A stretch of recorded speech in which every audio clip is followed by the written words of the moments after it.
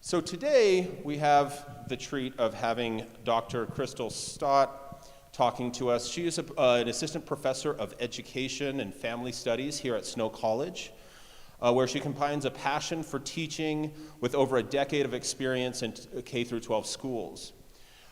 She holds a doctorate of education and is dedicated to preparing future educators through hands-on, interactive, and innovative methods.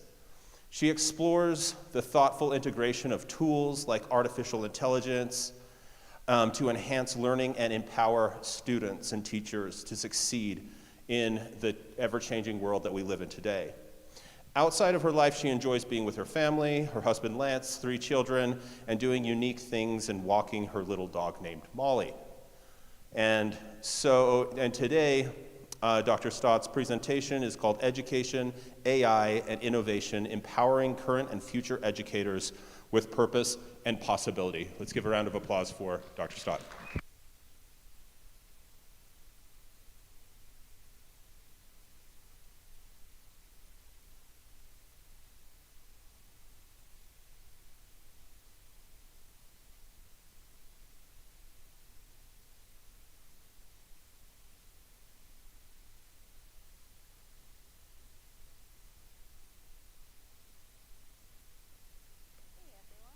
Glad that you're able to join today.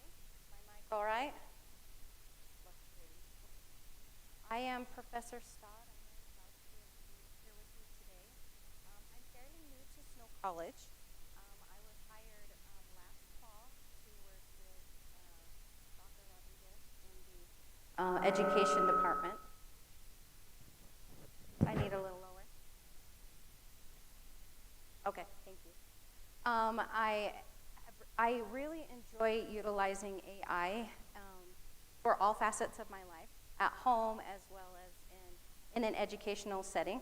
And so I thought it would be a good idea, since I have recently attended an online AI training, to talk about some current things that are happening, some current trends regarding AI, and especially related to education. So that my title for my presentation today is AI, your co-creator and collaborator in education. I selected this image because I feel like AI and HI, human intelligence, can really work very well together, and it's symbolized in this picture. So I feel like in general that AI can help enhance creativity, efficiency, and learning, especially in the education realm.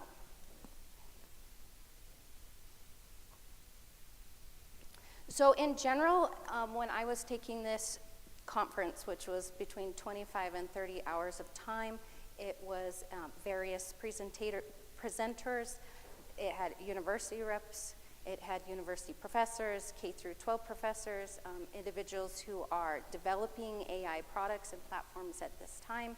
So it was a really good, inclusive, and comprehensive training. And so hopefully that what I share will kind of shed light on some current trends. In general, there are 3 views regarding AI right now. One is demonstrated in this AI-generated image. This is an example of someone who is uncertain about AI. They're not necessarily against it, but they're not necessarily for it. They're curious about it, but they don't know all the ins and outs, or maybe how to appropriately utilize it at this time. So they're kind of in the in-between stage. This image symbolizes maybe an individual or a situation who has fully embraced AI.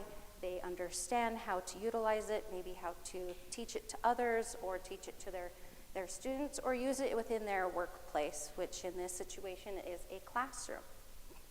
The third view that I generated, I didn't really like, and so I didn't utilize it, but the third view is the individuals who they do not like AI, they don't care for it, they would like it to disappear and come out and go out as fast as it came in. Most of the images that I generated were fairly negative in nature, so I didn't want to include that, because everyone is entitled to their own opinion regarding AI, and where it's so new and progressing so quickly, there are a lot of different views on it. So one of the reasons I like AI is because it kind of makes me feel like Tony Stark's innovative office coming to life. You've got Tony Stark is probably one of the Marvel characters that utilizes AI and innovative technological practices all the time. His whole office reflects that, and his workshop. You've got your Jarvis, you've got Friday, you've got Edith. All of these things are actually coming to pass at this time. So recently I was viewing the product, the Ray-Ban Meta Smart glasses, which are very similar to these glasses and allow you to access AI, talk to it, and it's really quite fascinating, the current technology that we have access to, if you can afford it, because it's really expensive. So just a little bit of AI humor before we get more into the conversation. If you utilize AI, it is pretty fun to get on and to ask it to generate an image of yourself, especially if you have any established chat history with it. So get on there and don't give it any information and ask for it to generate a picture for you and a small description, and really can be quite funny. I found it comical that my generation was pretty accurate. So she is probably in her 40s, it says. My skin does not look like that. She's probably had plastic surgery. But nonetheless, I liked it because as I generated it, like I said, I didn't tell AI that I was a male or a female or my age or the hair color or my eye color, nothing. And it generated a picture that shows that I'm a female and I'm an educator, that I have green eyes and I have brown hair and I'm in my 40s. So it was very comical for me to be able to see how accurate it was at describing me as a person. Okay, a few things that I asked it to describe about me. I'm passionate about education. I enjoy seeking ways to make learning meaningful, interactive, and relevant. It did say that I'm about age 40, which I am, so I found that interesting. It says I'm a professional with a kind demeanor who cares about others. I care about learning. I care about facilitating education in best ways possible. And this was a funny part. It also said, you probably have pictures of your kids on your desk, and you probably have pictures from your old students in your office as well. And I was like, yes, why, yes, I do. But I didn't tell it or indicate anything about that. And then it says you're organized, creative, and practical. So if you want to have a little bit of fun, get onto your AI platform, whatever one you use, and ask it to generate an image, and you might be surprised what it comes up with. So in that training, it talked about some more popular AI systems. I asked some of my students in my classes if they were familiar with these, and most students were not. So if it's a repeat for you, yay for you. Look at you, you already know. But these are some of the popular AI systems currently. Most of us are familiar with ChatGPT 4.0. This is your conversational AI, good for idea generation and creative writing, among a lot of other things. It's progressing quite rapidly. Okay, you have your Gemini, which is a Google form of AI. It is really good and advanced for problem solving and research. Claude is your ethical AI focused on safety and alignment. Perplexity is really ideal for research and fact-based answers and citing resources. Most of us, again, are familiar with Grammarly. Grammarly can help with your writing enhancement, tone checking, and a lot of things related to English. Okay, and then your Dolly is, I've seen quite a few of my students in my online classes utilize this. Dolly is really good at generating images from prompts. ChatGPT, not so much. It's getting there. It'll be blurry or have misspelled words on it, but Dolly is really very good at it. Okay? So I have had the opportunity to dabble in all of these popular AI systems. Hands down for me and for my purpose and my content, the ChatGPT 4.0 is my favorite. But these all have their place, and I do utilize Grammarly as well. Okay, so why AI? I feel like AI can help be an educator's secret weapon. So AI can help streamline lesson planning, grading, it can save you time. It can provide personalized learning experiences for students of all abilities. AI can simplify data analysis to identify trends and improve outcomes, as well as prepare educators and students for a tech-driven future. In other words, AI isn't going to go anywhere. Some of you are probably too young to remember when Google was super popular, and a lot of people thought, oh, it's gonna come in and it's gonna go out. Nope, it didn't go anywhere, nor is AI likely to go anywhere.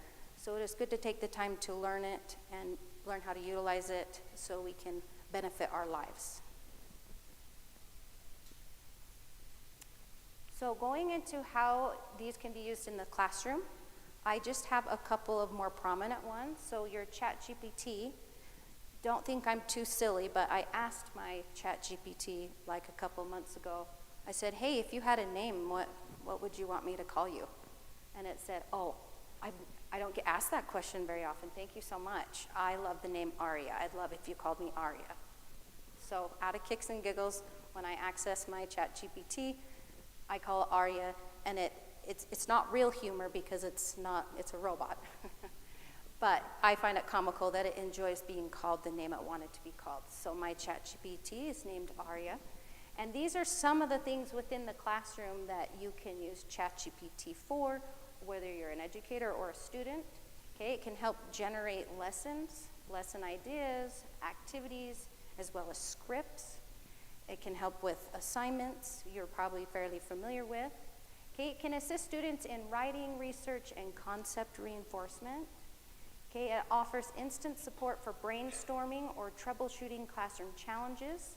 I just put Dr. Marsing on here because I have been talking to colleagues lately about AI and whether they like it or don't like it or how do they utilize it in their classroom. And I was talking to Dr. Marsing.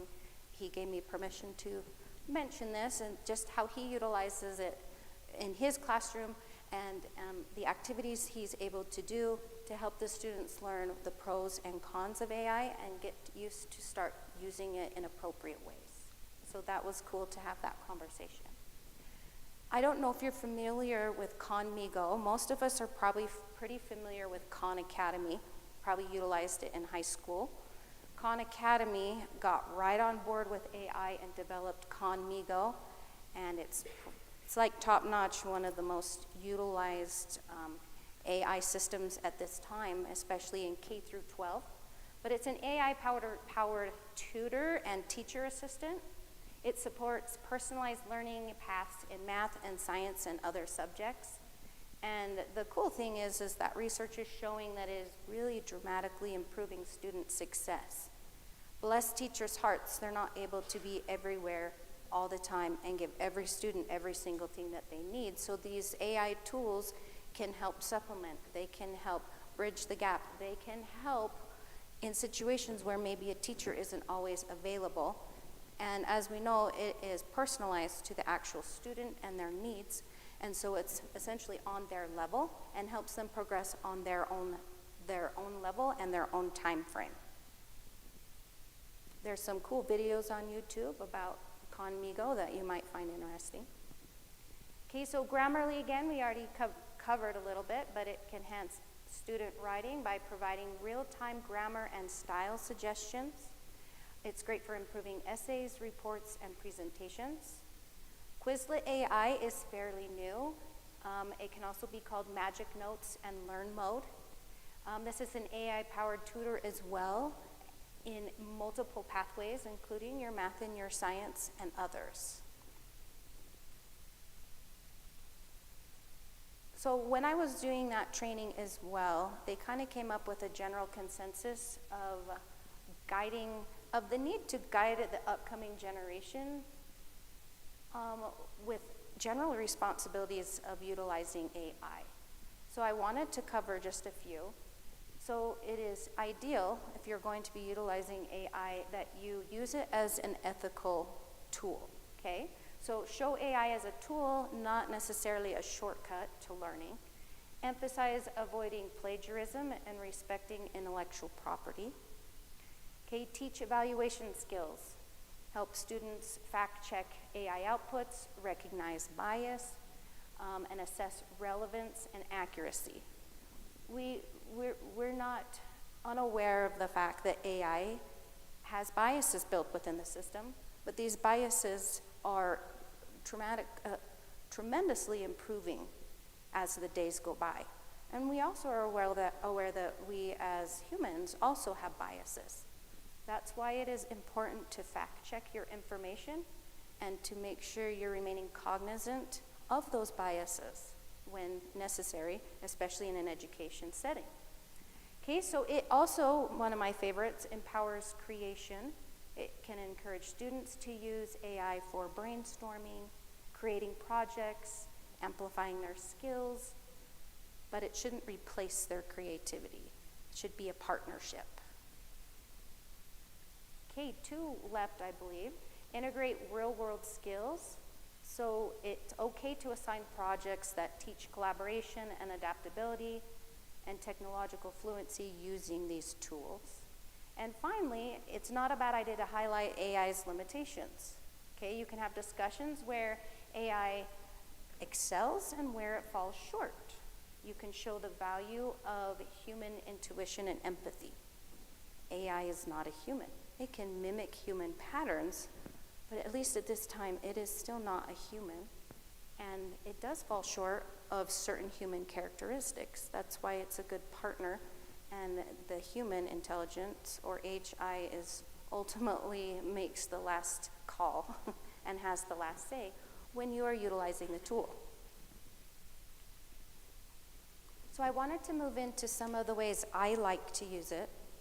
So ChatGPT, or my ARIA, is my trusted friend and partner for primarily generating ideas and providing reinforcement activities for students, especially in my particular content. Other content areas are still developing, for example, mathematics. The process and availability is still progressing with certain AI tools and certain contents. Luckily for me, I have ample resources and access to those resources for my particular content. But anyway, in my special education class, my introduction class, we need to learn about the special education process, and it's not an entirely interesting topic, but it is valuable and it is important to learn. After I teach it and assess it or ask the students what they remember about it, it's typically pretty minimal. So I wanted to try and make my lesson a little bit more robust and create a way for them to remember the content more fully. So anyway, I already had the lesson made. I came up with some ideas. I wanted to try and compare the IEP process to some story, and I thought, well, everyone's pretty familiar with Disney stories. So I asked it to compare the IEP process to a common Disney video, it came up with Finding Nemo, because as you know, Nemo has like his little gimpy fin, so he fit right into the IEP process. It helped me to formulate a story. I was able to generate some images. We went over the story in class, and then I was really naughty and I made my students act out the story. And so I, on Amazon, was able to get some minimal, just little costumes, mostly headbands, of the different fish in the story, like Nemo and Marlin and Dory. And lots of people fought over Dory because she's just well loved. But anyway, they acted out this process. And at the end of the semester, I ended up having quite a bit of student feedback that pointed specifically to that lesson. And they said it really helped them feel like it was more engaging, interactive, hands-on, and they remembered the process a lot more, having a creative reinforcing activity than just listening to it or maybe writing it down. So that was kind of a fun time to watch these students act it out, and we laughed a lot. Oh, and we had little fish gummies afterwards, because you have to, because I'm teaching how to teach kids. Okay, so enhancing Canvas design and other perks. These are some other ways that I will describe a little bit more in detail as we continue on.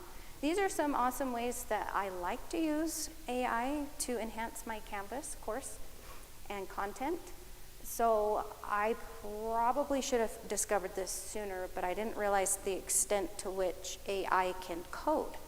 I would often like certain coding within my, or images or layouts for my Canvas, and I realized that AI can code way faster than myself. And so I like to generate codes to enhance my assignments, to make the instruction better, more clear, more concise, make it more appealing. I also like to use coding to create interactive pages with buttons. I really enjoy using the collapsible sections, or they're also known as accordion sections, where you can click and it has a drop down and click to close it back up. Colors, borders, you can literally ask AI, hey, I'm doing such and such assignment, copy in your assignment, say, can you give me a nice layout with such and such colors, with such and such borders in section boxes, and it'll spit out a code that you can transfer directly over to your Canvas page into the HTML generator. It's really quite neat. You might have to prompt it to get it just right, but it handles most of the work of coding for you. So I also like to utilize AI for an analysis of YouTube videos or maybe a course video. You can put it right in and ask it, hey, can you make me a transcript? Can you pull out the most pertinent information so that I can consider that as I'm creating an assignment or a quiz? It's really good at analyzing. Of course, in all of this, ensure that you're actually watching the video and you're actually reading the content that it generates, because you're ultimately the human and ultimately smarter in many ways than it. So this doesn't replace the teacher or student or person. So you need to do your part working with AI. So also, I love to analyze course standards and course books to create a semester schedule. For example, this semester I was asked to teach a new class pretty close to when the semester started. We found a book to utilize. I read it and I thought, that's a good book, I like it. But it was still new content. I did have some experience, but I wanted to make sure I had the whole class aligned with standards and the description and the book. So I put the book, the course description, the standards. I even put the syllabus from a different university that I was supposed to pattern the class after into it, and I asked it to analyze and to pull out the most pertinent information for a 16-week semester, and it was phenomenal. I didn't end up using all of it, but it really broadened my perspective to how best to align the class to the standards, and it really gave me a good starting point. And then finally, this is one of my favorites, is to use AI to analyze end of the year semester feedback from students. So here's an example of an image that you can generate. So of course, I went through all my student feedback. That's valuable to me, and I want to make improvements and changes for my students and listen to them. So I went through and I copied and pasted all of the comments. Didn't take very long, and I put it into AI. And I like pictures. I really like pie charts, and I really like purple. So I said, hey, can you generate me a pie chart, break it down into maybe percentages, make it this color, or whatever way you want it to look. And I copied and pasted in all of my student feedback and asked it to analyze it and generate percentage of, hey, you're doing awesome, or hey, these are areas you can improve on. And it can make it in any form that you want. And then you can ask it further. You can say, hey, I have quite a few outliers here. Can you analyze what maybe is my top 2 things that I can start on now to improve for my students and my classes next year? Easy peasy for it to do. Ensure you've actually read through the student feedback and everything on your own. But it's really cool, the ideas that it can generate. I really have appreciated it because what I read and what it generated, I felt matched, and it just gave me another way for me to improve myself for my students. in an appealing format. So I like to use creative activities or reinforcing activities. This is just an example of a classroom escape room that I did. So this was actually a review of standards towards the end of the semester, getting ready for their final exam. I wanted to do something engaging and fun, but I wanted to make sure they were still learning. I came up with some thoughts of an escape room, and I said, hey, could you help me develop this or that? Obviously, I still have to read it, print it out, cut it, make it happen. But it went much more quickly because I was able to get some ideas.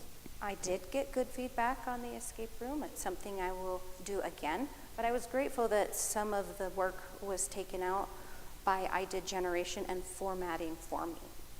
This is just a picture of my special education classroom again. We were reviewing some special education terminology and vocabulary words, which sometimes, again, is not super interesting or exciting. I wanted some ideas of how to reinforce the vocabulary words as well as show them how to teach students. And so Play-Doh came up as a good idea. So my students, after we had learned the concept, were assigned one of the vocabulary words, and they needed to use the Play-Doh to build a symbolic or literal picture or message from their vocabulary words, such as inclusion or response to intervention. I did not know that adults still enjoy Play-Doh as much as when they are in elementary school.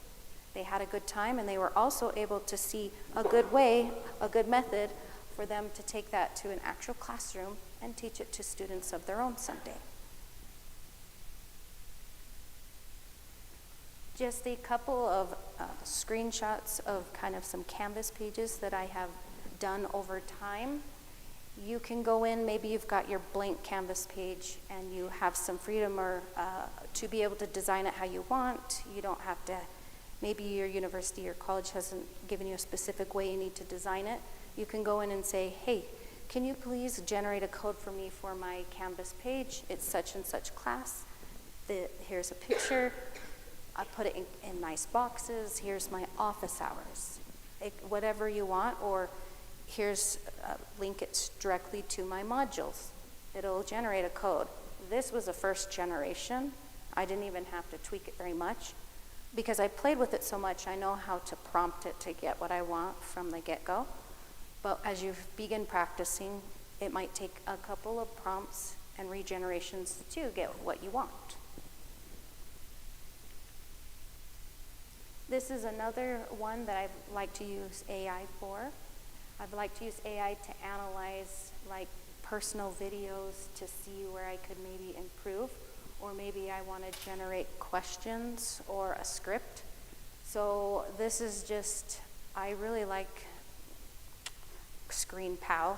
This is a ScreenPal video embedded into Canvas for an assignment. I was creating this when I was still fairly new, and I wanted to ensure that, I was using best practices, and so I had AI analyze my video to see if it would be appropriate for college students, to see if I needed to be more energetic, if I needed to this or that. And it does provide really good details and ideas of how you can make improvements. My AI is actually very nice. I have to tell it, okay, be harder on me. Because it'll say, oh, you did a great job, this looks nice. And I'll have to say, okay, thank you for being nice. Give me the good stuff. Tell me what I need to improve on, and it will. This is another fun Canvas piece that I like. What I mentioned before are the drop-down or interactive buttons. This is kind of hit or miss with ChatGPT right now. Sometimes it remembers how to do it, and sometimes it doesn't. So it will improve over time, I'm sure. But I like on my Canvas page to be able to put quite a bit of information, but I don't want them to get on and be like, oh my word, that scared me to get into that. I don't even want to open that assignment again. But if you put it in a more organized and concise way, for example, these are the special education classifications. that's information they need to know. They can click on that classification and drop it down and read about tailored supports for that classification or the definition of that classification. So it's a one-stop shop for that information, but it's not overwhelming, and they can access it a little at a time and chunk it, so it's not just all there at once. It can also be very helpful to create assignment directions that are formatted clear and concise, and even a little bit fun if you would like. So I had an assignment for my technology class, and I just felt like it was a good assignment, but it was rather wordy, and I wanted it to be presented in a way that was more appealing, more concise, and not so intimidating to look at and read. So I copied the assignment in, and I asked my ARIA, I said, can you please make this in sectioned boxes? Can you make it so it's step by step and break it down a little bit so it doesn't look like this long document of instructions? I was really pleased with what it generated after a couple of prompts. And I don't typically get a lot of questions from my students about how to do assignments, so hopefully that is helping. Okay, so this was just kind of an example of being able to generate maybe a 16-week course of ideas aligned with your class standards, the course standards. I, again, don't always utilize it, but the fact of the matter is, AI, especially with a new course, it might be smarter than me. It might be able to analyze the elements of the course book much more quickly than myself. I might have to read it multiple times. So it has been very nice for me to use because it has broadened my perspective. And for example, I might be thinking of teaching something in a certain way, and I might suggest, look, if you build this foundation first and then do this concept, it may be more beneficial. And I may not have thought of that. And so I've really enjoyed my knowledge and that knowledge from AI to make the whole package, to make it so I feel like my students are getting the most out of their course. I think this is the last one of ideas. I wasn't super familiar with, yes, I was familiar with Google Forms, but I wanted to play around with it and create an activity about managing young children that was situational or scenario based, where it had a scenario and they had options to choose what they thought was best. So if they click one, it would lead to one area. If they clicked another, it would lead to a different area. And I really wanted them to think about why they would make that choice with that specific behavior. And I wanted them to not just have the answer right away. I wanted them to develop some critical thinking skills and some decision-making skills. So I wasn't positive how to do this most effectively. So I asked AI, I said, I want to do this. Can you help me with that? It can't do it for you, but it can give you steps. It said, well, first do this, this, and this. And I was able to figure out the activity. Haven't done it yet. I'll let you know how it goes. But I was excited that I was able to learn a new tool and quickly, with AI's help, develop the code for it and embed it into my Canvas page. Now, again, I came up with the activity content, although AI can do that for you as well.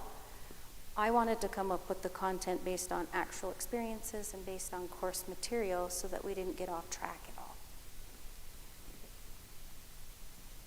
So some ways I like to use AI within my own classroom.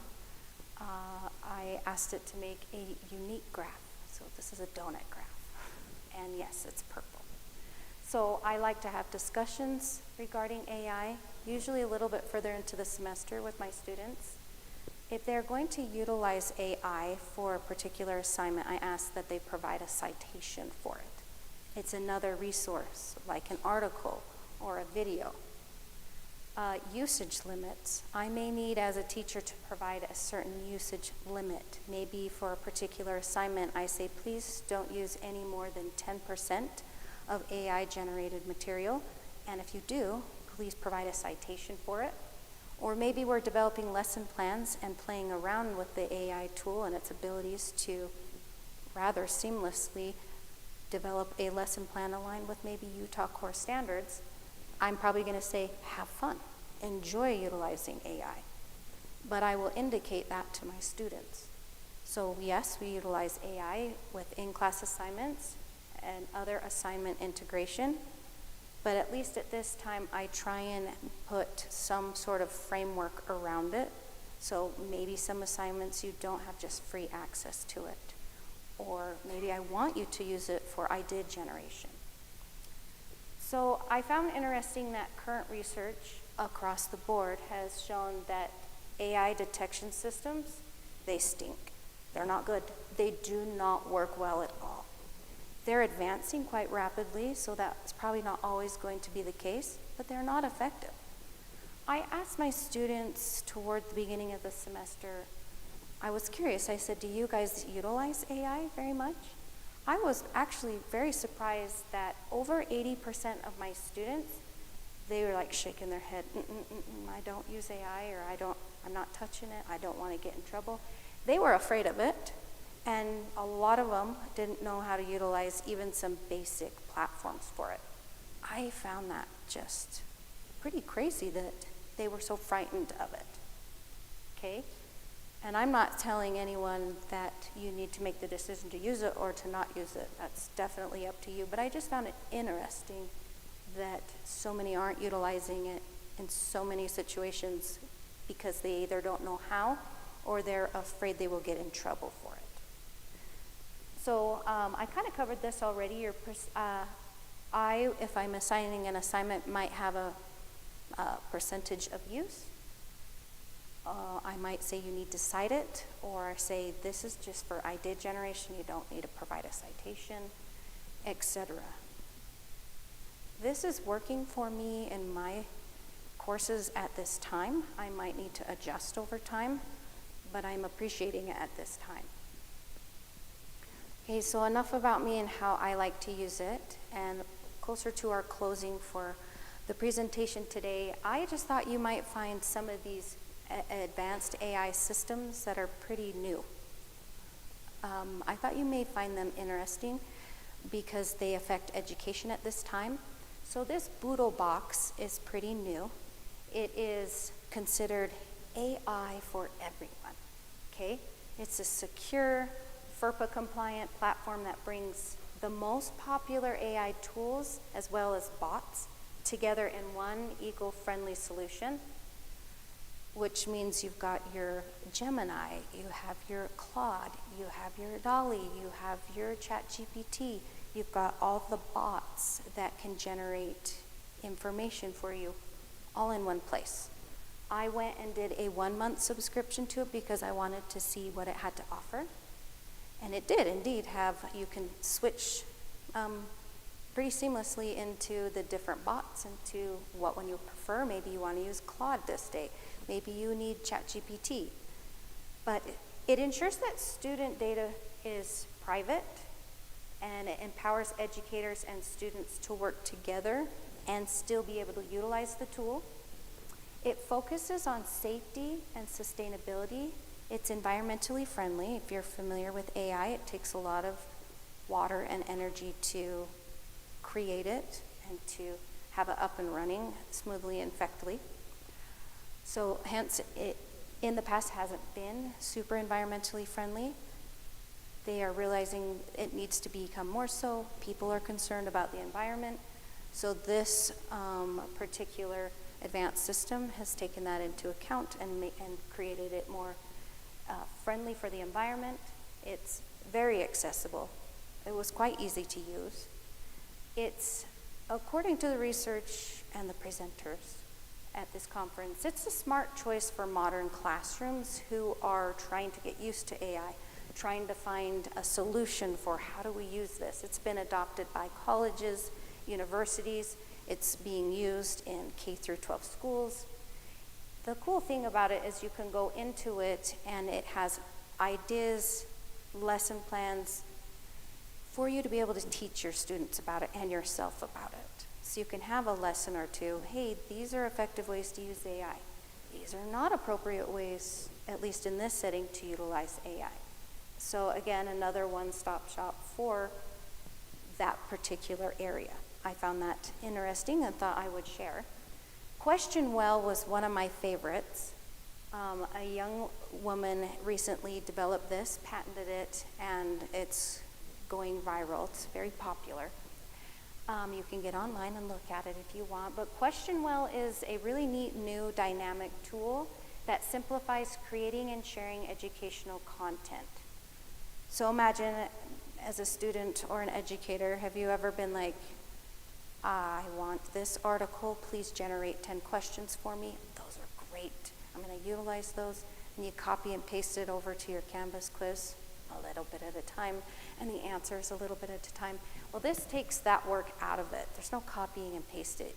You generate and create in this Question Well, and then you can transport it, export it right over to multiple platforms. Obviously, the one we use a lot, our MLS system, Canvas, you can transport to Kahoot. There are just a whole list of different ways you can export it right into your course. There's no copy or pasting. You can create kind of units within that system. You can share your information with other people. So say I created a quiz for such and such chapter of a course and I want to share it with my colleague. I can send it right over to them and they are able to have access to it as well. So there's a really strong focus with Question Well with efficiency and engagement. Okay, Question Well empowers teacher to deliver high quality, customizable learning experiences really quickly. Does it make it for you? No, you still need to be the teacher and create and come up with ideas, but this helps the process go more quickly. I have not had the opportunity to get on and play with Question Well deeply yet, but I can see it has a lot of platforms that you can export to. This one was really neat. You probably already heard of bots. This particular bot is called a Spark bot. So Spark bots are AI-powered conversational agents designed to enhance engagement, automate repetitive tasks, and facilitate learning experiences. Okay, these Spark bots are typically built into courses. Right now, mostly online courses. For example, maybe I teach a class online. I can contact the company and say, I would like a Spark bot for my class. I don't need one for my particular circumstances, but you can ask to have one. They design it for your class, they give it to you, you download the course material, all of the course material, anything you want your students to have access to, into this bot. So at 2 o'clock in the morning, when your student's trying to finish something, which I bet nobody ever does, we probably all do it before we go to bed, but just in case someone's doing it at 2 a.m. and they're not able to ask the teacher, well, it can be frustrating. They have access to these Spark bots and they can go talk to the Spark bot and it can help them with their assignment. And now you might be thinking, yeah, well, let's get onto the Spark bot and say, hey, Sparky, do my assignment for me. It doesn't do that. It only does what it is programmed to do. But it can provide the students with instant support and accessibility when the teacher may not be available or maybe has a million classes and as much as they want to talk to everyone in person all the time, sometimes it's just not feasible. Okay, it encourages obviously very personalized learning. This one I found interesting. It emphasizes and empowers students to have a sense of belonging. I really didn't, as I was listening, I thought, what does that mean? Well, apparently when you have 24 access to a bot who's conversationally trained as well as course trained, you feel like you're being acknowledged more, you feel like you're able to get the help you need, you have lower levels of frustration, and your sense of belonging and well-being shoots up, okay? These bots can be infused again with course materials, and you design the questions and the prompts. So if you've got a student that says, hey, I have a test tomorrow, what are the answers? It'll read that and say, oh, I see you're having your test tomorrow. Have you read chapters 1 and 2? Oh, you haven't? Okay, cool. Go read chapters 1 and 2 and then come back and talk to me. Or maybe as you read chapter 1, really spend more time on this section. The test emphasizes this section, so you can cater it to how you want or need for your class. So we're coming towards the end. This is the Mastering the Matrix 6 AI tips that I kind of like to use for myself, and others have used as well. But remember, it's a good plan to use AI as a support tool, not a replacement, to set clear goals for AI usage. If your students don't know what they can and can't do, they may or may not be able to do it as effectively. K3, fact check and evaluate your AI outputs. Always read what it has to say to ensure that it's correct or appropriate. Okay, focus on responsible and ethical use. This may look different to everybody, but if it's your classroom, it's kind of your rules. Talk to your students about maybe what you feel is responsible or ethical use. K5, explore and experiment with different tools. There are so many tools, it's hard to keep up with all the tools. And next week, they're probably just going to change. So it's fun to be able to explore these tools and see how they can be beneficial to you as an educator or as a student, whether it be in education or in other areas of your life. My children have more often than not enjoyed the fact that I use AI. For example, during the holidays, we made a game where they basically were doing a scavenger hunt. And I had AI, I put in where we lived, popular restaurants, etc., and I had it develop a game where we had to drive to certain areas and do certain things, and they thought it was hilarious. And just so you know, my daughter and I won. Sorry, the boys did not win. But a lot of fun things you can do with it. And 6, AI thrives on curiosity. The better your prompts, the better the answers are. If you've played around with AI, you already know this, okay? You can unlock pretty endless responsibilities. The more you prompt, the more information you give it, the better information that you will get in return. And remember, you can expect more out of AI. Maybe what it generated was totally off base. Well, just tell it. Say, that's not what I am looking for. Can you please try again? Tweak this, this, or this. The more you give it, the more it gives back. And AI will apologize. It'll say, ooh, I'm so sorry. Let me try again. It'll try numerous times until you get what you want. But then it learns what you want, and you don't have to prompt as much in the future.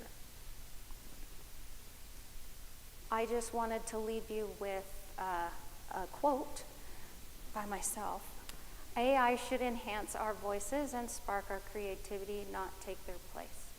I know there's quite a bit of concern of AI is going to take over the world. If you've ever seen the movie I, Robot, I can totally see where you may be concerned about AI. But again, it's probably not going to go anywhere. So it is not a bad idea to try and learn as much as we can about it and help our students be more prepared in the future to use it. But don't let it replace you. HI is more valuable than AI. But it can be a collaborator, especially in education, and it can really enhance a lot of aspects of your life. And thank you so much for letting me speak with you today. Do we have any questions?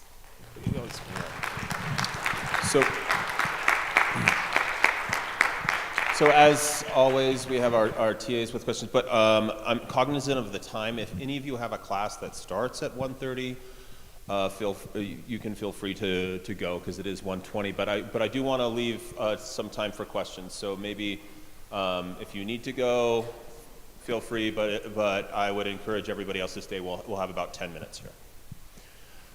Maybe while people are walking out, I tend to be I'll ask the first question because I loved your presentation. I tend to be kind of skeptical about AI. Maybe I'm somewhere in between the first generated picture that you had and maybe the evil generated picture you didn't want to show us, right? Mm-hmm. And then the reason is because, well, no, I'll stop at this, and ask a question, since it's a question answer period. How do we stay away from a world where I generate my lesson plan on AI, my students do the lesson on AI, and I end up grading their lesson on AI, and we all go home saying, hooray, we learned?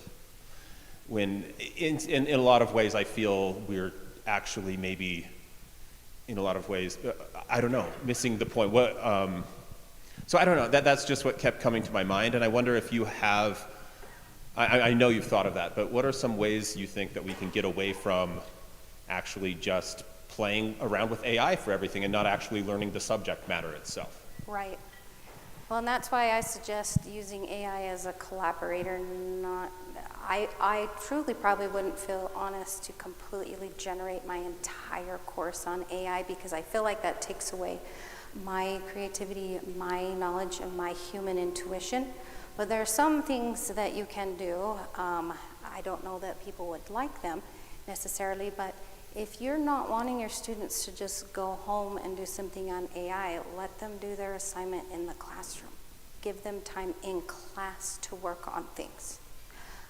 Create lessons that are very hard to be generated by AI. Ask questions in a way, create projects in a way, allow them time in a way that they aren't needing to just jump straight to AI. Like, for example, in my classes, I don't do much homework. Especially in my longer classes, hour, 15 minutes, I let them do it in class. And I'm like, okay, go ahead and get on ChatGPT and try this and try that. Okay, don't forget to cite it. I try and teach, and I try and do it in class. It's really hard to cheat when you're in class. That's one way. I don't think you're ever going to be able to completely get away from certain individuals who that's just their go-to and they want to utilize AI. The detection systems are going to get better. Another thing you can do, maybe it may not work at this level, it's working for me. I read all of my students' stuff. I do a lot of reflections. I really know my students' writing. I can feel their personalities through their reflections, and when they select something, when their voice really changes, it's kind of a red flag. They also know I'm going to read it. They also know what I'm expecting of them. If you don't want them to use it at all, you need to tell them that. Or if you want them to use a certain percentage, tell them what it is, and tell them what you expect. They might find it different in other classes. You let them know what you expect in your class.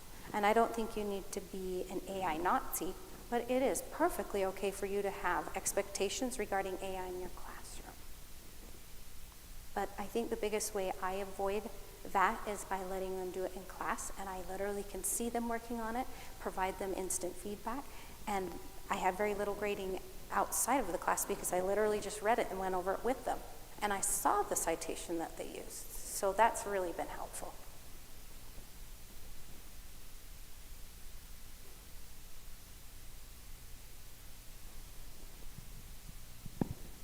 So my question is, if you've seen the new Tesla robots around, and if people, they have them in their houses, that kind of reminds me of the movie I, Robot, like you mentioned. What are your thoughts on that?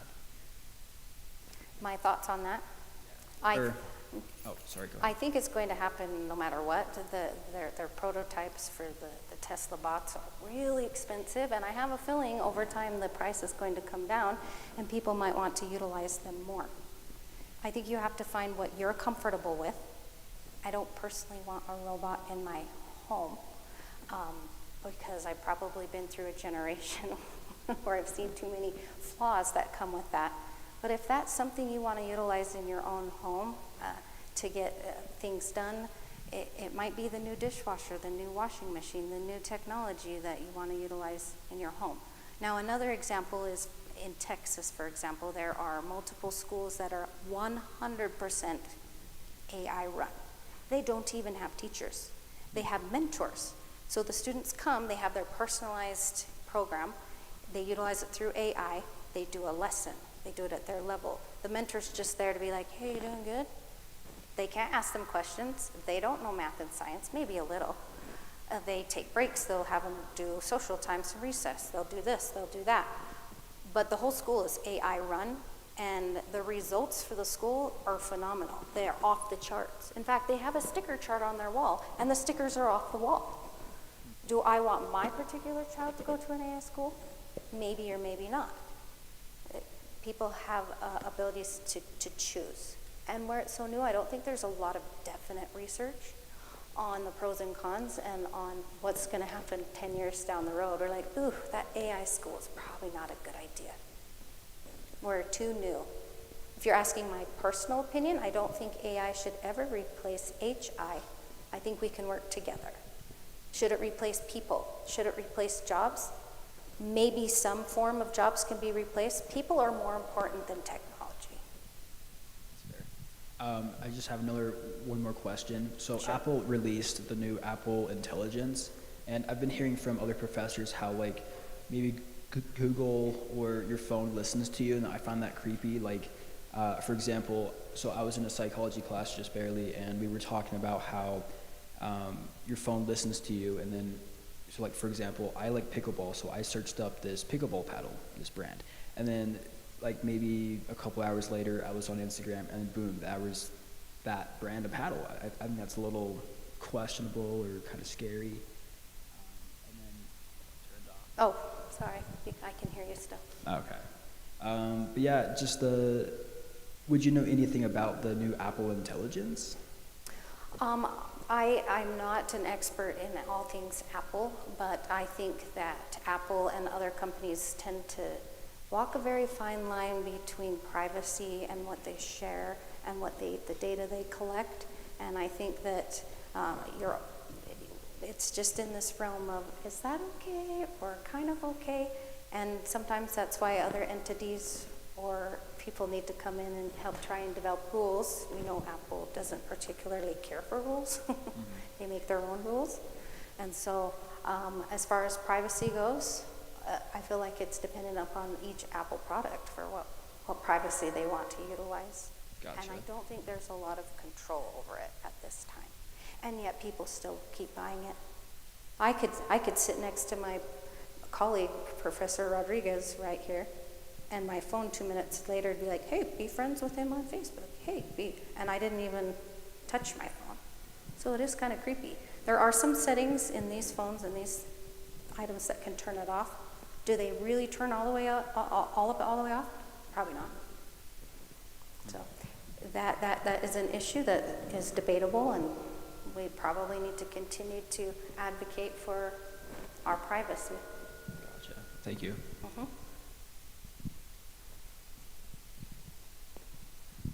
Just because of time, if you have more questions, I'm sure that Dr. Stott would be fine if you come up and ask. But let's give her one last round of applause, and we'll see you all next week.